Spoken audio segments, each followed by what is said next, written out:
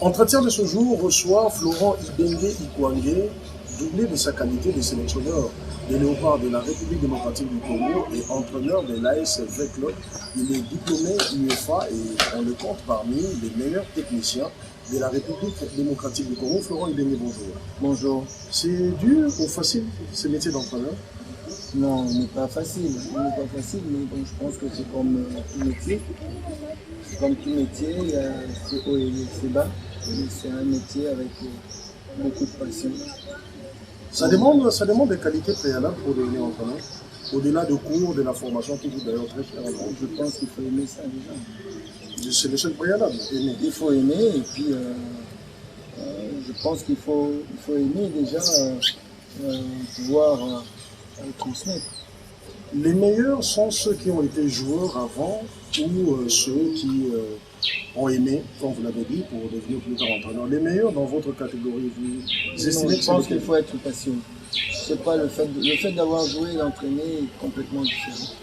D'ailleurs, quand on prend un historique, il y a très peu de très grands joueurs qui ont été grands entraîneurs.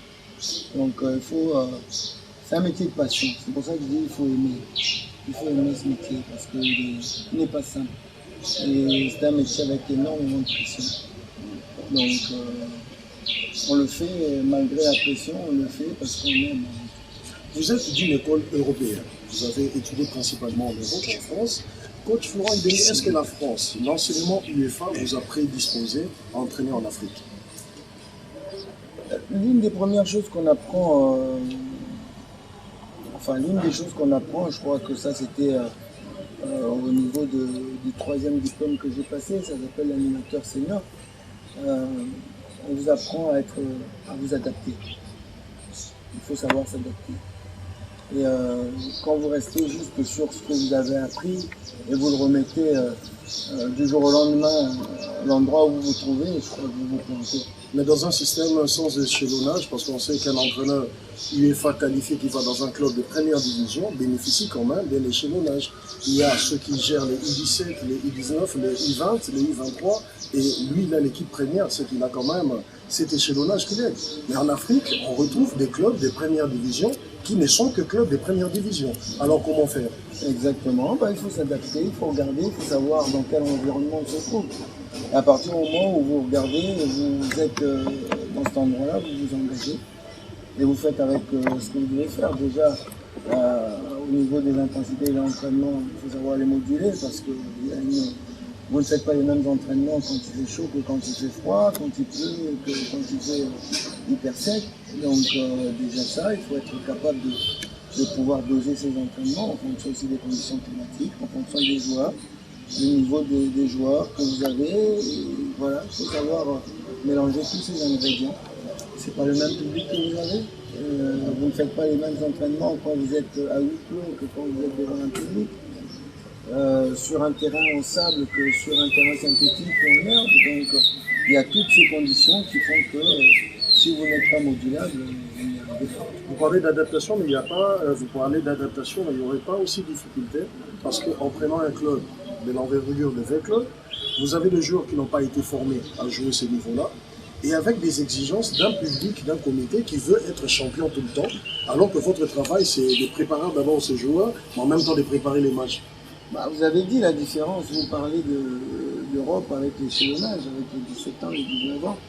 Et c'est vrai, quand on arrive en Afrique, il n'y a pas tout ça, il n'y a pas eu ce background de joueurs, il n'y a pas toute cette formation derrière. C'est pour ça que je dis, vous devez vous adapter. Et quand vous arrivez dans un club comme l'AS Club, avec toute la notoriété, avec toute cette envie de gagner, et que vous avez en même temps des joueurs qui n'ont pas fini leur formation, qui n'en ont pas. Donc vous devez donner à la fois une formation individuelle et collective, et en même temps gagner. Donc c'est encore beaucoup plus difficile qu'en Europe. Ça serait quoi la pire crainte d'un entraîneur dans sa carrière et dans les contextes de l'Afrique subsaharienne? La crainte d'un entraîneur, c'est de ne pas travailler dans les conditions qu'il désire. Et déjà l'Afrique noire ne présente pas toutes les conditions. Oui, mais quand on sait, quand on s'engage, c'est qu'on a pris quand même quelques garde-fous. Ou quand on n'a pas pris, c'est que vous avez les moyens quand même d'améliorer un peu les choses.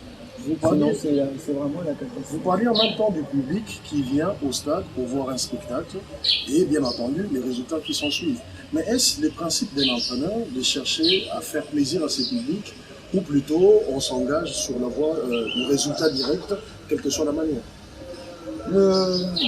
Un entraîneur est au service du président et enfin du comité qui dirige.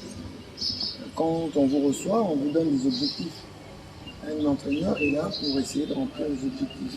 Alors, quand on vous dit les objectifs pour moi, c'est de bien jouer au ballon, vous faites d'essayer de remplir cet objectif. Quand d'un autre côté on vous dit moi mon objectif c'est de gagner, je te mets ceci à disposition. Donc on te donne un objectif, mais il faut que l'objectif soit cohérent et qu'on te mette les moyens pour pouvoir réussir ton objectif. Ça peut arriver à l'entraîneur de faire, de sacrifier le beau jeu pour juste arriver à un résultat? Bien sûr, bien sûr. Et là vous vous foutez du public, on peut le dire comme ça. Non, mais non, c'est ce qu'on, il faut savoir ce qu'on veut. Il faut savoir ce qu'on veut. Le public veut la circulation de la balle, non, ça c'est le vous jeu qui dites ça. Mais il y a un autre public qui veut un jeu direct. que l'on ne comprend pas. Peut-être qu'on ne comprend pas ici dans les clubs, mais il y a d'autres clubs qui aiment ça. Il y a d'autres clubs qui aiment le jeu direct, ils n'aiment pas finir, ils aiment partir directement droit au but. Donc de l'arrière, on va directement vers l'avant. Et il y a un public comme ça. Et il y a aussi des clubs ici comme ça et qui réussissent. La connaissance. Quand on parle du public quinois, il aime jouer comme ça, il aime des passes redoublées. Et quand vous allez à Mazembe, ça ne dérange personne que Quinois qui joue direct. On joue de l'avant et on met la pression vers l'avant et on gagne le match. Donc ça dépend du public.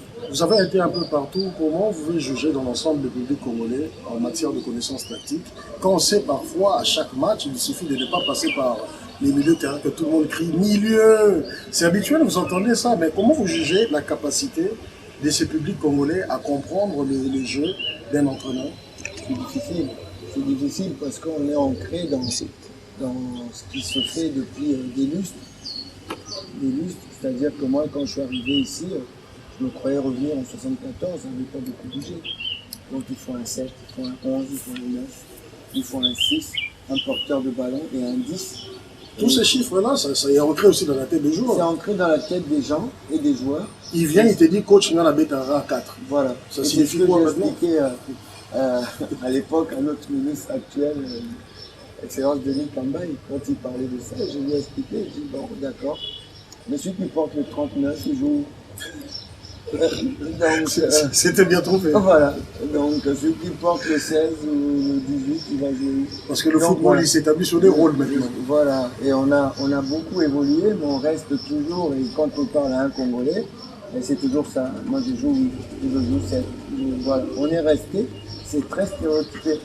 Et quand vous changez un petit peu, les gens ne comprennent pas. Donc c'est très difficile que le public congolais ne connaît pas encore, n'a pas cette culture tactique. Mais je reviens un peu, vous êtes aussi membre d'une mutuelle des entraîneurs congolais. Comment vous jugez le niveau d'ensemble des entraîneurs congolais par rapport à l'époque où vous avez quitté ces pays, vous avez joué et vous avez quitté les pays, et quand vous êtes revenu, comment vous avez trouvé l'environnement des entraîneurs congolais? Est-ce qu'ils sont bien formés? Est-ce que ça fait une bonne concurrence entre les clubs? Moi j'ai quitté le pays, je jouais pour jouer en étant gamin, comme tous les gamins dans la rue, mais je suis revenu plusieurs fois en tant qu'adulte et j'assistais tous les jours au match. Donc j'ai vu le niveau, ce niveau que j'ai vu à l'époque est moins bien que maintenant, disons, parce que maintenant on évolue quand même. On est en train de s'ouvrir et avec toutes les journées pédagogiques qu'on fait, en complément de la formation dispensée par la DTN, permettent un petit peu à tout le monde de pouvoir avancer. Et on le voit maintenant au niveau de notre championnat, là où tout le monde attaquait bille en tête, maintenant on a des équipes qui arrivent, qui attendent, qui ont une vraie philosophie de jeu. On préfère attendre pour jouer à la contre-attaque, d'autres qui préfèrent avoir la possession du ballon. Ce qui va nous... là on va aller un petit peu plus, c'est que au niveau de l'organisation du jeu, pour l'instant on ne voit que la même organisation en 4-3-3, donc il faudrait qu'on puisse éventuellement avoir d'autres organisations aussi, en 3-5-2, en 4-4-2, pour qu'on aille un petit peu plus loin encore. Est-ce qu'il y a une identité tactique en matière de système de jeu ici au Congo qui se donne maintenant avec tout ce qu'il y a comme formation distillée au niveau de l'Afrique de France? Il y a une identité comme on est en Italie à l'époque? Pour l'instant, il y a au niveau de l'organisation de jeu, quand on regarde, on a une organisation identique partout au niveau du pays, on joue en 4-3-3. C'est Moi, la meilleure pour vous? j'essaie de... Non, il n'y a pas une meilleure. Ça dépend juste des joueurs que vous avez. Il n'y a pas une meilleure que vous avez. Mais ce qui explique aussi cela, c'est que les joueurs, je vous ai dit, c'est difficile. On n'a pas cette formation. Cette formation de base, vous l'avez dit tout à l'heure, avec l'échelonnage. On n'a pas les moins de 15 ans, les moins de 17 ans, les moins de 19 ans, les moins de 21. C'est là où on apprend les systèmes. Nous, on n'apprend pas ça. Donc, à partir du moment où on n'apprend pas ça, on grandit avec ce système du 6, du 8, du 9, du 10, du 11. Tout le monde grandit avec ça. Donc, quand tu arrives, maintenant tu récupères les gens au niveau senior, ben, ils ne connaissent que ce système. Et c'est très difficile de les changer. Parce qu'ils n'ont que cette formation. Je vois aussi en matière de formation qu'on a du mal aujourd'hui à comprendre un Florent Ibénier qui utilise deux milieux de terrain que communément on appelle récupérateurs, mais vous les faites jouer les deux rôles. Les gens ont du mal à comprendre cela aussi. C'est pour ça, quand on change, c'est un peu compliqué. Donc voilà. Et même quand on veut jouer un 4-4-2, c'est difficile. Et pourquoi pas un 3-5-2? Pourquoi on peut jouer avec trois défenseurs? Est-ce qu'aujourd'hui l'entraîneur congolais est respecté? Au niveau de la mutuelle, est-ce que vous sentez qu'il y a un respect de la part des clubs, de la part des patrons de clubs? Pas du tout. Pas du tout, parce que l'entraîneur passe toujours derrière. L'entraîneur congolais ne vit pas de son salaire. Moi je peux dire que je vis de mon salaire, mais mes collègues ne vivent pas de leur salaire. On n'est pas respecté, les contrats ne sont pas signés. Et quand on fait signer un entraîneur, on peut le faire partir quand on veut. On ne le laisse pas travailler. Donc l'entraîneur congolais ne travaille pas dans de bonnes conditions. Les résultats, c'est plutôt les comités de recherche, très souvent. Qui ne sert à rien. Vous estimez? Totalement. Congolais, est-ce que vous croyez au fétichisme? Je vous le dis, ça ne sert à rien. Donc il faudrait une préparation psychologique des matchs. Il faudrait qu'on donne les moyens aux entraîneurs. Seulement, aux joueurs. Seulement. Cet argent qu'on dépense, on pourrait l'utiliser à donner aux joueurs et aux entraîneurs. Et si un joueur venait, coach Florent Ibénier, là, vraiment, le dit Bani sans la match. Il ne jouera pas parce qu'il n'a pas travaillé à l'entraînement. S'il a bien travaillé à l'entraînement, il va jouer, il n'a pas besoin de son. Vous avez déjà pris ce genre de risque? De quoi? De dire à un joueur, écoute, puisque tu n'as pas travaillé, quel que soit ce que ton gars a dit, tu ne joues pas. Non, mais ils le savent, j'ai pas besoin. Et la pression des comités, souvent, je sais que ça. Vous n'avez jamais eu cela? J'en ai pas parce que, c'est ce que je vous ai dit, quand vous vous engagez quelque part, il faut prendre vos précautions. Moi, quand je suis venu, on sait que je vais travailler de cette façon. Et on me laisse travailler, on ne me laisse pas travailler. Bon, c'est-à-dire vous êtes professionnel, mais est-ce que vous êtes croyant? Oui, je crois. Je suis d'une famille religieuse, protestante. Donc, ouais, je crois. Je crois, et quand je crois, justement, dans ma croyance, je pense que mon adversaire, c'est mon frère. C'est aussi le Fils de Dieu. Donc, quand je joue un match contre un adversaire, je ne demande pas la victoire. Parce que moi-même, je suis parent. Et quand mes enfants sont en train de jouer, je ne vais pas prendre parti pour l'une ou l'autre. Donc je suppose que Dieu ne fait pas la même chose.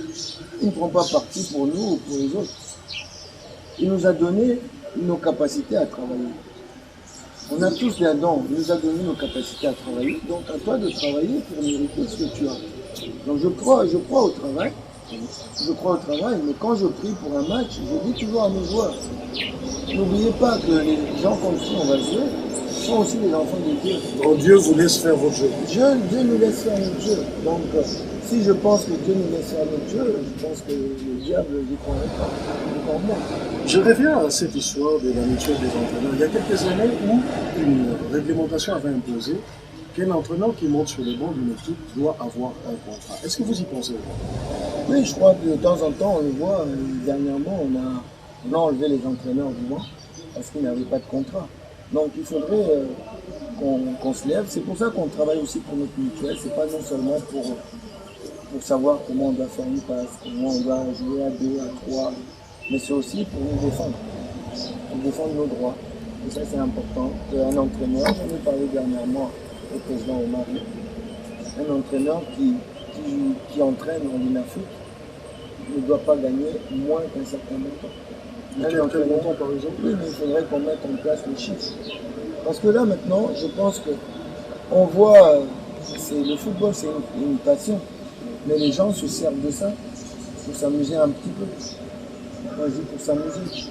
On voit des clubs qui sortent de nulle part, des gens qui font des clubs, et après, derrière ça, ils n'ont pas le moyen pour s'acheter un ballon. Mais qui peuvent aussi gagner derrière un club. Non, mais une pépite que l'on trouve, que l'on peut vendre 5 millions donc, un jour. c'est devenu... mais pendant ce temps-là, ils s'occupent de qui? Ils s'occupent de personne. Ils ne s'occupent pas de ces gamins-là qui sont à la rue. Pour avoir un transport, c'est tout un problème. Mais on ouvre un club. J'ai un club. J'ai un club et on ne s'occupe pas des joueurs. En espérant qu'un jour, on va en vendre un. Et puis quand le gars doit être transféré, là, les gens viennent. Mais tu n'as rien fait pour cette personne-là. Vous pensez quelque part à une réglementation pour créer un club en République démocratique du Congo? Ben, il faudrait, oui. Il faudrait. Mais sinon, on libéralisait les choses déjà, d'une part. Avant, pour acheter un maillot, ça demandait au moins 1000 $. Là, maintenant, avec 100 $, on a tous les maillots. Donc, n'importe qui peut se faire un club. Et avec puis, 500 $, ça peut aller. Voilà. On fait un club, et puis on prend des gamins qui se pour un balade à pied, qui viennent, et puis voilà, qui sont corvéables à merci. Et voilà, c'est quelque part ridicule. C'est quelque part ridicule. Donc il y a une prolifération de clubs. Bien sûr, ils s'occupent des gamins, entre guillemets, mais ils ne s'occupent pas bien. Quand tu n'as pas les moyens, ne le fais pas. Ne le fais pas. Au lieu de faire mal. Je vais dans une autre thématique. Est-ce qu'on peut parler aujourd'hui des discriminations dans le football? Pourquoi? Parce qu'on se rend compte que vous avez été formé en Europe, mais l'Europe ne vous donne pas beaucoup de chances pour exercer dans leur grand club. Mais il est plutôt facile pour un entraîneur formé en Europe de se reverser en Afrique. Cette discrimination, elle existe-t-elle réellement? Vous la sentez? Il y a une nuance. Il y a la discrimination en Europe, elle est flagrante. Ça, c'est clair et net. Elle est flagrante. Il n'y a qu'à regarder. Elle n'est pas seulement par rapport aux Africains. Elle est là. C'est même, moi j'appelle ça du racisme. Combien de vos promotions africains ont réussi? Mais non, mais je vais vous dire, pas parler de ma promotion. Vous n'avez qu'à regarder. Regardez le championnat de France. Le nombre de joueurs noirs qu'il y a dans les championnats de France. C'est la majorité. Et combien d'entraîneurs noirs? Aucun. Voilà, c'est tout simple. La démonstration est ainsi faite. Et vous êtes sortis, vous êtes formés, autant que les autres, mais vous n'êtes pas... Quand vous arrivez à entraîner une équipe de CFA, c'est un miracle. Un miracle. Donc, très peu, on entraîne toujours en bas. Et par contre, on souffre un petit peu de ce que je peux appeler du métissage. Et quand vous revenez ici, pour travailler, c'est aussi un problème. C'est aussi un problème, on vous regarde aussi d'un drôle d'œil. On préfère le blanc, l'européen. Ah, le blanc, il n'a pas de souci. Le blanc, il n'a pas de souci chez lui, il n'a pas de souci ici chez nous. Mais si en même temps, vous devez aussi fermer l'Afrique à ceux-là de l'extérieur, on ne ferme pas. Vous serez aussi dans cette méthode discriminatoire. Moi, je n'ai pas envie d'avoir cette méthode discriminatoire. Vous voulez que ça soit ouvert partout? Moi, je parle de la compétence, tout simplement. Simplement. Oui. Si le gars est compétent, il faut le laisser travailler. Mais le problème, c'est que quand vous avez le choix ici en Europe, quand vous avez envoyé 2 CV entre un blanc et un noir, il y a 80% de chances que le blanc soit choisi. C'est juste une question de sentiment ou on ne croit pas en vous? On ne croit pas. Au sérieux des Africains aussi. On ne croit pas. On souffre de ça dans tous les domaines. C'est pas que dans le football. Moi qui suis là-bas, et qui habitais là-bas, qui suis de la diaspora, on souffre énormément et ça fait partie des souffrances supplémentaires que nos compatriotes ont parfois. Quelques colères qu'ils ont viennent de là. C'est souvent de la réaction. Ça veut dire que quand un noir vole en Europe, tous les noirs volent. Quand c'est un blanc, c'est un cas isolé. Quand c'est un blanc, c'est un cas isolé. On doit voir les circonstances atténuantes. On vous met tous dans le même moule. Donc tout ce qui est négatif, on vous met dans le même moule. Et on propage le truc. Le noir, c'est partout où on va, on a un problème. Oh, ils sont pas sérieux. Donc, dès qu'un noir hein, ou même un joueur noir, on le voit en boîte, c'est un problème. Alors qu'il y a des joueurs blancs qui Alors que les se joueurs blancs spécialisent. sont là, sont spécialisés. Ouais. Et les jeunes Français qui ont été pris à un moment donné En boîte de nuit, de nuit, il y avait Mavinga, mais il y avait Griezmann. On a laissé Griezmann, mais On ne parle pas. on On a parle vu pas des plus autres. Chris. Voilà. Donc c'est comme ça. On a notre croix qu'on doit porter. Ben, on ne refuse pas. Mais on continue à se battre, on continue toujours à se battre. Vous parlez d'un débat en février dernier, juste avant la veille de la finale du CHAN.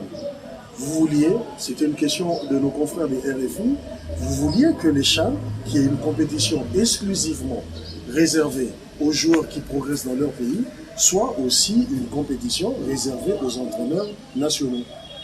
Bon, j'ai pas dit ça. Donc c'était les débats en fait. Oui, mais moi j'ai jamais dit ça. Je vous dis encore une fois, je parle pas de racisme ou de ségrégation ou de corporatisme à ce niveau-là. Les entraîneurs blancs sont nos collègues. Moi j'ai aucun souci avec ça. Il n'y a pas de racisme envers eux. Je vous parle de compétences. Seulement. Oui, de compétences. Si on estime que ce gars travaille bien, il doit travailler, mais il faut le faire travailler. Moi j'ai aucun souci avec ça. Tout ce que je dis c'est que qu'il n'y ait pas de discrimination en faveur des locaux. Tout simplement. Alors, personnellement, Flora Ibenge, en Europe, vous entraînerez à quel niveau? Selon vos compétences actuelles, vos capacités. Vous prendrez quel niveau? Moi, et quel genre de championnat? Je ne me fixe aucune limite. Vous prendrez Marseille, Milan, AC. Et je n'ai aucune limite. Et même en tant que sélectionneur? Et pourquoi pas? C'est quand même dur d'être sélectionneur en Europe. C'est en Afrique. Vous croyez que c'est ça? Dans vos cours, on vous demande quoi pour être sélectionneur? Pour que ça soit un peu spécial en Europe, alors que c'est facile en Afrique. Il y a un cours d'entraîneur, il n'y a pas un cours de sélectionneur. Un cours d'entraîneur.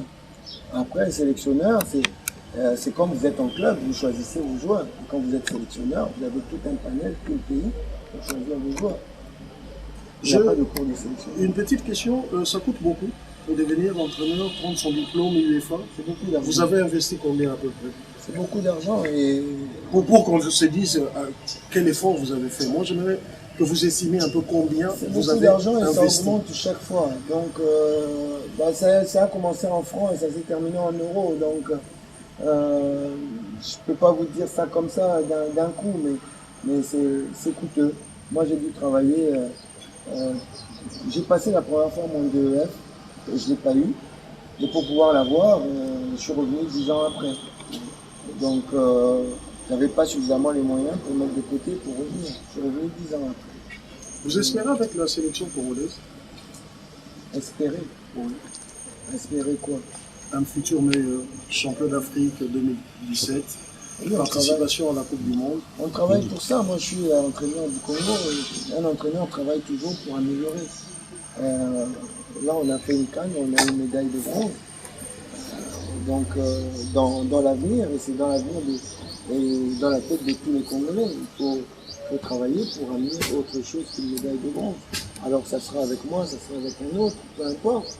Mais le Congo doit être ces pays qui gagnent régulièrement des médailles d'or. Vous avez tout pour atteindre ce genre d'objectif parce que déjà, tout le monde s'attend à une sélection nationale congolaise qui pourrait être champion d'Afrique en 2017. Est-ce que vous avez tout pour cela? Oui, mais on n'est pas les seuls. Vous êtes 16 à postuler. Voilà, il ne faut pas passer de la cave au grenier. Il faut savoir raison garder. On n'est pas les seuls. Il y a des belles équipes à côté. Et une compétition, vous savez, un petit grain de sable, une épreuve de tir au but et vous êtes dehors. Donc, il faut savoir rester calme, posé et dire qu'on a une bonne équipe, mais on n'est pas les seuls. Et que dire de ceux-là qui pensent que la RDC aujourd'hui a une génération spontanée, de bons joueurs, pas une génération travaillée, mais c'est plutôt spontané? Ça au niveau du pays, mais je pense aussi que de tout temps, on a toujours eu de bons joueurs. Il ne faut pas rêver, il ne faut pas penser que la génération actuelle est largement meilleure que les autres, elle joue au plus haut niveau que les autres. C'est faux, c'est pas parce qu'on a des résultats qu'il faut penser ça. Vous avez vu une autre meilleure génération, vous? Il y en a eu beaucoup. Laquelle, par exemple? La génération de Santos, de Kabongo, tout ça, tous les Ngombo, tout cela jouait en première division. Vous regardez notre génération. Mais qui ont fait plutôt du spectacle sans ramener. Non, mais vous parlez de la qualité. Bon, ils jouaient tous en première division. Vous prenez la génération actuelle, vous allez en Angleterre, Naki, Bolassi et Mokai, les autres jouent en deuxième division. Donc, On a l'impression qu'on est au-dessus, qu'on n'a jamais eu une équipe comme ça. C'est faux, hein, c'est faux. on a toujours eu. On a toujours eu des belles équipes. On a toujours eu des belles équipes. Les Santos, les Mbokani, c'était pas les Mbokani, les Santos, les Kabongo, les Ngombo, les Kingambo. Et c'était des génies. Génie, vous dites. Je dis c'était des génies. Aujourd'hui, quand tu vas à Saint-Tron, bah, on doit faire un monument pour Kingambo. On ne le connaît pas, on ne parle pas souvent de nos écoles. Jackie Kibangambo a fait le jour et la nuit à Saint-Tron. Pendant que Kabongo était en train d'être le buteur exceptionnel au Paris FC, au Racing Paris. Pendant que tu avais Mobati qui faisait lever tout le stade à Lille. Pendant que Santos, son entraîneur Georges Perros, s'il vous plaît, Georges Perros, entraîneur emblématique de Paris Saint-Germain, qui vous dit dans sa vie, il a vu des grands joueurs et il a vu 5 super joueurs. Et dans ces 5 super joueurs, il cite Suzic, Souriac, et il dit le 5e doigt c'est pour Santos. Vous ne tomberez pas dans l'oubli aussi un jour, vous ne craignez pas ça? Parce que vous citez une génération de joueurs qu'aujourd'hui, le Congo a déjà oublié. Oui, et vous-même aussi entraîneur adulé, vous risquez d'être oublié demain. Je dis que on a déjà eu des super grands joueurs, avec les Congolo et Medo. Toute cette génération-là, j'ai failli faire partie de cette génération-là. Et moi, je n'ai pas regretté de ne pas jouer en équipe nationale parce que justement, il y avait ces joueurs-là. C'est super. Donc on a eu une génération extraordinaire, mais on n'a pas pu faire grand-chose avec ça. Vous auriez aimé entraîner ces genres de génération? Exceptionnel, bien sûr. Vous rêvez de ça? Avoir des joueurs comme ça, qui ne peut pas rêver d'avoir des joueurs comme ça? Coach, je vous donne juste cette génération-là. Et il y en a tant d'autres. Il y en a eu beaucoup. Après, quand vous avez un joueur comme Chabani Nunda, comme Jason Mayele. Coach, vous risquez bien de nous replonger dans l'histoire. Ah oui, non, mais on ne fait pas attention on fait pas attention à nous-mêmes. On a toujours on s'auto-flagelle toujours. C'est comme si on avançait, on laissait tout derrière, on regardait devant. Et là, maintenant qu'on a gagné, on a l'impression que tout ce qui était derrière était mis et à jeter. Donc il faut rendre quand même hommage à ce qui est aussi en train de se faire. Et pourquoi on n'a pas gagné avec toute cette magnifique génération? Peut-être parce qu'on n'a pas mis les moyens nécessaires. C'est peut-être ça. Donc maintenant, on a des joueurs, il faut qu'on travaille à tous les niveaux pour qu'on puisse gagner. Une dernière question dans cette émission. Coach Florent Ibenge, vous avez dépassé la 50 ans. Vous voyez entraîneur combien de temps encore? Pas très longtemps. Vous comptez déjà arrêter? Oui. Alors que vous n'avez pas assez flirté avec ces continents africains qui a appris à connaître les Non, je vais Vous voulez vous arrêter ici au Congo? Non, je vais dire, quand je dis je vais arrêter, je vais arrêter avec le football de terrain au Congo. Ah bon? Oui. Je vais arrêter avec le football de terrain au Congo parce que je suis un entraîneur dans l'âme. Le football de terrain au haut niveau, je veux dire. Je suis un entraîneur dans l'âme et c'est ce que je suis en train de vous dire. Ce que j'aimerais, moi, c'est dans un futur, avoir ce que vous avez dit, cet échelonnage. Vous rêvez d'un centre de formation? Je rêve de ça, mais pas seulement au sein d'un club ou un centre de formation privé, que ça soit dans toutes les équipes. Je rêve de créer des centres de formation, qu'on arrive à avoir le football à l'école, pour qu'à côté du football, il y ait l'école.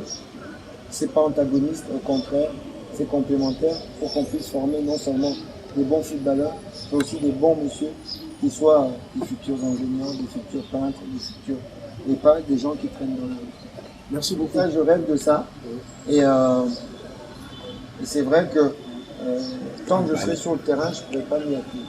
Donc je rêve de pouvoir m'atteler à cette tâche. C'est déjà bien décidé. C'est décidé. C'est décidé. Ben, chers amis téléspectateurs, nous comptons le nombre d'années qui reste à Florent Ibenge d'être entraîneur au haut niveau parce que son rêve a été déterminé. Merci coach pour cet entretien qui a été très fructueux pour nous et pour les téléspectateurs qui nous suivent à Kinshasa et à Lubumbashi du côté de Wantachi Télévision. Merci à toute l'équipe technique qui m'a accompagné. Je vous retrouve prochainement dans les cadres d'un nouveau numéro de votre magazine Entretien. Au revoir.